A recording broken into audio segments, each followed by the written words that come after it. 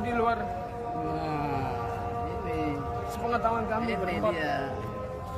Saya telepon KPU khususnya Iya, staf ngaku aja udah tahu dah. teknis Suara Bang yang Hilmi. pasti. Beliau mengatakan bahwa Agak bosan lah. ada perintah dari Bang Lukman selaku Ketua PPK Timur untuk menghentikan semua akun. Kami juga kaget. Padahal pada hari itu saya ngurusin Bekasi Jaya. Ada laporan dari salah satu caleg PKS bahwa ada maladministrasi di Bekasi Jaya. Saya ngurus ke Bawaslu serta dengan komisioner Bang Erwin. Saya dapat kabar itu juga kaget. Iya. Terima kasih. Terima kasih. Terima kasih.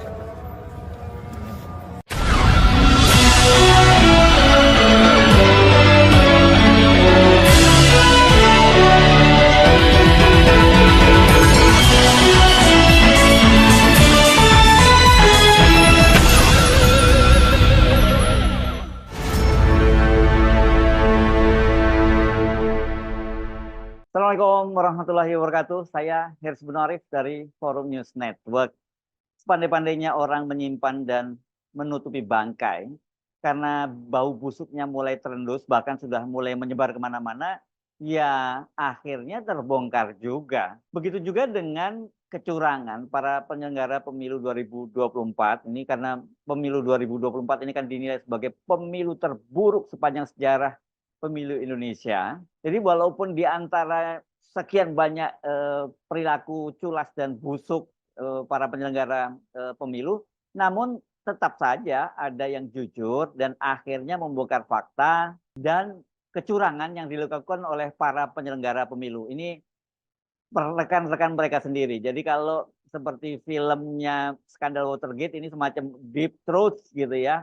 Orang dalam yang membocorkan apa yang terjadi di penyimpangan yang terjadi di dalam tubuh para penyelenggara pemilu ini. Di Bangkalan, Madura, Jawa Timur, Ketua KPK di Kecamatan Kuanyar itu dilaporkan oleh anggotanya sendiri karena dia menggelembungkan suara. Di Bekasi Timur, ini Jawa Barat, seorang anggota KPK, seorang anggota PPK, ya ini sambil menangis terisak membongkar fakta kecurangan yang dilakukan oleh Ketua PPK setempat. Sementara di Kutai Timur, Ketua Bawaslu Kabupaten, ya, ini kan Kutai Timur ini di Provinsi Kalimantan Timur, secara terbuka dia mengakui menemukan ada kecurangan rekapitulasi suara oleh Komisi Pemilihan Umum di Kutai Timur dan minta agar rakyat mengawalnya karena mereka sudah menangani ini, sudah masuk dalam laporan yang ditangani oleh Bawaslu di Kutai Timur. Semua kecurangan itu berkaitan dengan penggelembungan suara. Terus ada juga biasanya kalau penggelembungan suara pasti ada juga suara yang dikurangi. Artinya ya ada yang diuntungkan dan ada yang dirugikan. Kalau untuk Pilpres itu ada calon yang diuntungkan dan ada calon yang dirugikan. Sementara kalau untuk Pileg ya ada caleg dari partai tertentu yang dirugikan dan kemudian ada caleg yang dari partai yang lainnya itu yang diuntungkan. Di Kecamatan Kuanyar, ini di Bangkalan tadi ya, Divisi Perencanaan Data dan Informasi PPK, ini seorang perempuan namanya Husnia, itu Ahad 3 Maret melaporkan Ketua PPK Kuanyar namanya Muhammad Ismail karena melakukan penggelembungan suara. Hasil suara rapat pleno dan sirekap itu berbeda. Ismail kan dilaporkan ini dia tidak melakukan sendirian tapi bersama divisi teknis PPK Kuanyar yakni bernama Nurul Mustafa. Di Bekasi Timur pada hari yang sama Ahad 3 Maret itu di hadapan warga, anggota DPRD dan Ketua KPU Bekasi, Ketua Divisi Teknis PPK Bekasi Timur namanya Gregi Thomas membongkar fakta bagaimana kecurangan itu terjadi. Dia menyebutkan aplikasi Sirekap ada 2 jenis. Ada Sirekap utama yang adminnya langsung dipegang oleh Ketua KPK, Ketua PPK, dan yang kedua itu Sirekap yang dipegang oleh operator. Ini operator ini para di luar ketua ya. Kalau yang adminnya yang bisa mengubah-ubah itu hanya Ketua PPK saja. Assalamualaikum warahmatullahi wabarakatuh. Assalamualaikum. Ya, saya saya Gregi Thomas di sini sebagai PPK Kecamatan Bekasi Timur, Divisi Teknis Penyelenggara. Alhamdulillah pada kesempatan hari ini saya sudah dimandatkan oleh Pak Ketua KPU, Pak Ali Saifah, berkaitan dengan adanya ketidaksesuaian yang memang hari ini kita sama-sama ketahui. Saya cerita dari awal ya. Iya, sampai. Baik, izin sebelumnya berkaitan dengan aplikasi Sirekap ini, ya saya akan terbuka tentunya. Aplikasi Sirekap ini kita memiliki dua jenis aplikasi Sirekap. Yang pertama itu adalah aplikasi Sirekap utama atau admin, atau yang dalam kata lain yang mengendalikan secara keseluruhan. Yang kedua ini adalah aplikasi Sirekap operator. Itu dua jenisnya. Nah, jenis yang pertama, aplikasi Sirekap yang admin ini atau yang inti ini atau pengendali ini, itu mohon izin itu dipegang oleh Ketua PPK saya, Bang Muhammad Lukman, dan aplikasi Sirekap yang operator itu dipegang oleh kami para PPK. Nah, berkenaan dengan aplikasi Sirekap, fungsinya perlu saya sampaikan, satu, aplikasi Sirekap yang utama itu berfungsi satu, dia aplikasi itu bisa melakukan yang namanya scourging. Scourging itu adalah fitur untuk melakukan penghentian ketika memang pelaksanaan pleno ini sudah selesai. Ya, dan pun penghentian itu dan pembukaan itu bisa dilakukan kapanpun oleh yang pemegang akun utama ini, gitu. Berikut juga dengan mohon izin pengeditan, perbaikan ketika tanpa diskors, ya khususnya aplikasi admin ini itu bisa dilakukan kapanpun, jam berapapun, dimanapun. Yang melakukan? Mohon izin untuk aplikasi inti itu dipegang oleh ketua PPK. Iya. Oke, terima kasih Bang. Terus terjadinya penggelembungan suara nih. Betul. Menurut Abang kenapa bisa terjadi seperti itu? Ya, mohon izin untuk kejadian seperti ini Bang Jack, memang pada dasarnya saya sendiri pun saya tidak mengetahui. Tanpa sepengetahuan saya dan rekan PPK lain khususnya, karena kita nggak punya kendali di akun Sirekap admin itu. Admin berarti ketua PPK saja yang punya. Gitu. Nah, kendala ini terjadi memang sebetulnya pada saat awal itu semua berjalan lancar ya. Saksi pun mengikuti kan, punya hasil catatannya berdasarkan langsung pada saat pelaksanaan pleno ya. Seperti itu kan punya ya. Nah, itu sudah oke, Bang. Udah match lah, tidak ada indikator merah tadi yang menandakan ketidaksinkronan. Ya itu sudah match di awal. Namun demikian sehari 2 hari kemudian memang mohon izin ketua saya tidak ada 2 hari itu. Pada saat terakhir di hari Rabu malam itu ketua saya mengatakan kakinya sakit, pulang. Dan di hari Kamis begitupun Jumat itu tidak nongol lagi di sini, seperti itu Bang. Nah, kejadian itu sebetulnya bukan di C planonya Bang. Ya, C plano itu sudah real ya, saksi ya. Kita sudah sepakat bahwasannya kita sepakati di C plano karena itu adalah dasar utama ketika pemungutan dan penghitungan selesai. Itu ada dasar Bang. Jadi itu sudah valid, itu sudah real. Nah, akan tetapi kejadian ini terjadi ketika memang setelah pelaksanaan pleno itu selesai, 2 hari kemudian itu terjadi ketidaksinkronan. Makanya nongol warna merah. Tuh di aplikasi. Ketidaksinkronan itu pengendalinya ketua PPK. Iya, udah. Ketua PPK kan ada. Dan yang pada saat hari Jumat jam 9:30 itu di freeze.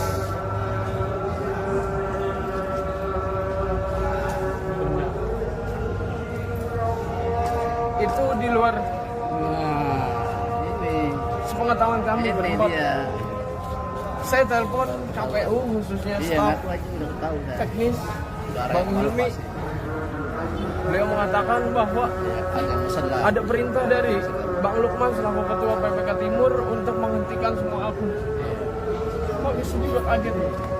Padahal pada hari itu saya ngurusin Bekasi Jaya. Ada laporan dari salah satu caleg PKS bahwa ada maladministrasi di Bekasi Jaya. Saya ngurus ke Bawaslu serta dengan komisioner Bang Edwin. Saya dapat kabar itu juga kaget. Iya. Terima kasih. Terima kasih.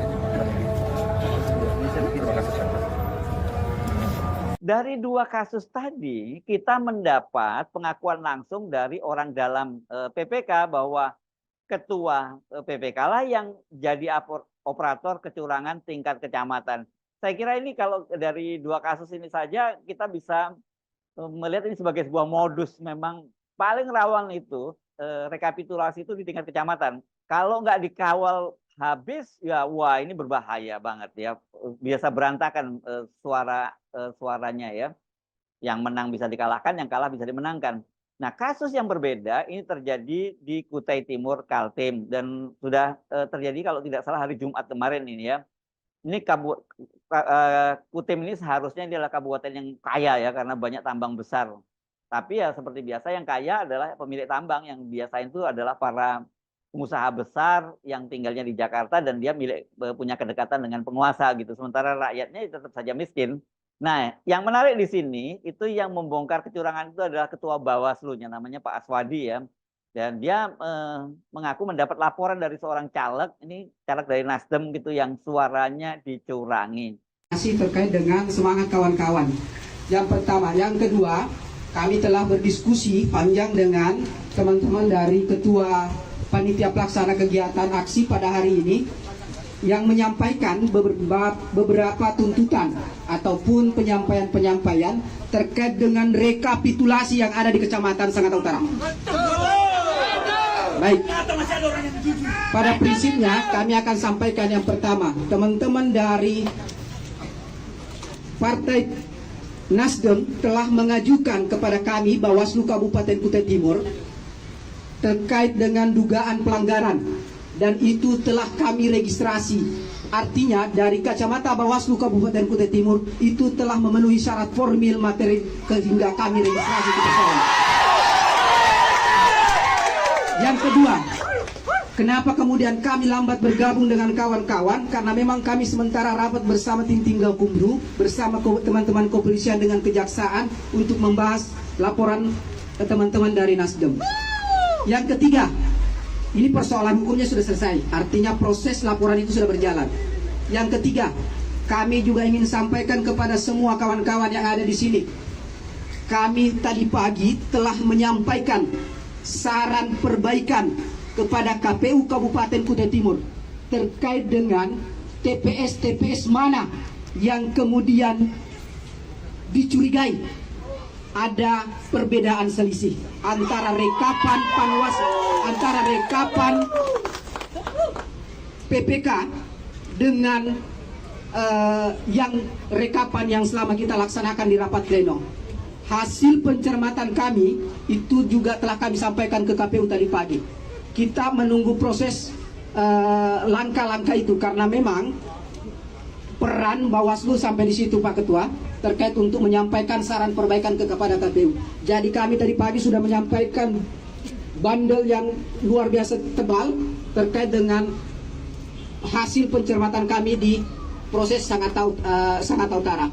Yang ketiga, dari hasil pencermatan kami memang menemukan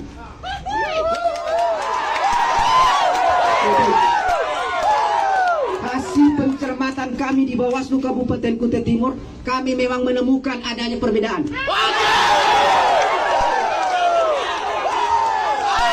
Dan kami mohon kepada semua kawan-kawan khususnya masyarakat Kutai Timur untuk kemudian mengawal ini persoalan. Yang selanjutnya, persoalan itu sudah kita sampaikan dan kami mohon kepada teman-teman yang ada pada hari ini kemudian nanti pada saat rapat pleno di kecamatan di KPU itu bersama-sama kemudian untuk menyuarakan. Silahkan kita sandingkan data yang mana yang paling betul. Pada prinsipnya demikian, kami atas nama Bawaslu Kabupaten Kutai Timur mengucapkan terima kasih. Proses penanganan pelanggaran sudah kami registrasi. Proses perbaikan kepada KPU kita sudah sampaikan dan saya mohon kepada semua untuk kemudian menyampaikan nanti di saat rapat pleno di kabupaten.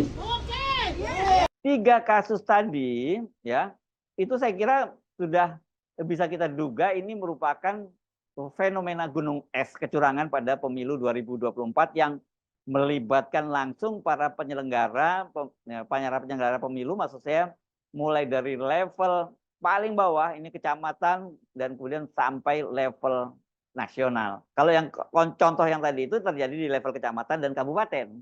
Nah, kita itu beruntung mendapatkan bukti langsung berupa pengakuan dari orang dalam. Sementara kasus-kasus kecurangan yang lain kalau kita simak dari laporan di berbagai daerah terjadi hampir di semua wilayah di Indonesia. Sayangnya ini laporan itu tidak datang dari kalangan dalam tapi dari mereka yang dirugikan. Sehingga kita sebenarnya nggak terlalu kaget ya kalau sampai terjadi kecurangan semacam ini karena yang melakukan adalah penguasa. Makanya ya sifatnya tadi itu TSM, terstruktur, sistematis, dan masif. Nah biasanya kalau ada kecurangan-kecurangan begini ini para penyelenggara itu kompak, mereka saling menutupi. Tapi pada kasus di Bangkalan dan kasus di Bekasi Timur itu mereka tidak semuanya busuk ini ya para penyelenggara pemilunya. Pasti nanti pemerintah akan menyatakan kan itu hanya 2 kasus saja, bahkan 3 kasus gitu ya. Jangan kemudian digeneralisir.